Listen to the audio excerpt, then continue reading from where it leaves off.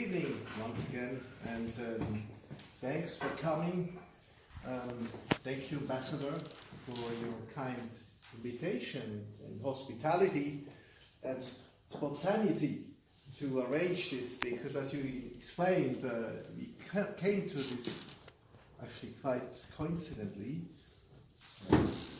I'm flattered also to hear that I'm also a pianist, which I'm not, because I have never done this before. Right? I played the piano since my age of 6. Okay, many people do that, right? Okay, so why all this? Okay, the first piece of piano is called, yes, I called it this year a Rhapsody in Vienna. Why? Because it's devoted to the OSCE. I mean, I'm here for almost 20 years. And of course, it has become emotional. I spent so many hours on you that I cannot. I fell in love, so that's my problem. So I have to get rid of my emotions at some point and put the head aside, the rational part of the head, and focus on spirit and soul, because really I thought this organization, and of course all that makes it up, like you, is worth something more formal or if not spiritual. And so, as I said beforehand when I introduced myself, this evening it's not so much about content, it's about the form. And actually the code of conduct is about it, otherwise it would not be about conduct. Conduct is about attitude. So you invented attitude in the politico-military realm 100 years ago. People would not even dream about something like that. It came a long way. And so this is amazing also to explain to students that while we don't hear a lot about discrete organizations like the OSCE, it's actually an amazing contribution to international peace and stability. So I invite you to listen to your piece of music. It's not yours, it's official. It's a premiere. It's called Rhapsody in Vienna, and I composed it actually at 16, my age of 16. And I would walk around this. It still was in my long-term memory, in my brain, but I never wrote it down. So I just played it, and now I gave it a name. And later this year I will try to transcribe it into music notes, and I will more formally send you the piece also this way. Thank you.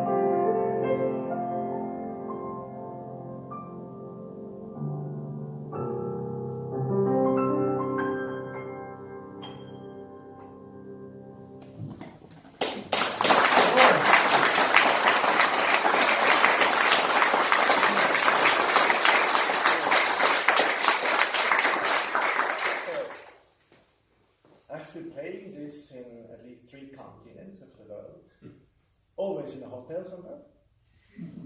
I told my parents, I'm off. I'm playing piano. Okay, so, hey, wait, ask first. Okay, because you cannot just go into a hotel and say, hey, piano.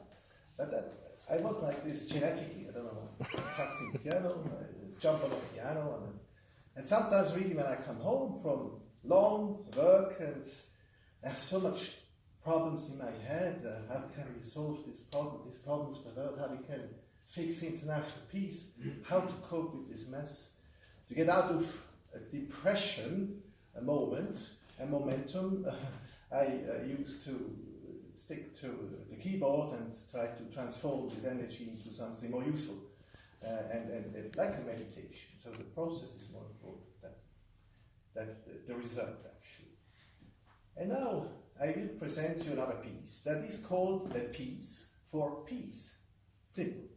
So I composed this 2 years ago in the heat of the mess in Syria and perhaps also the Donbass.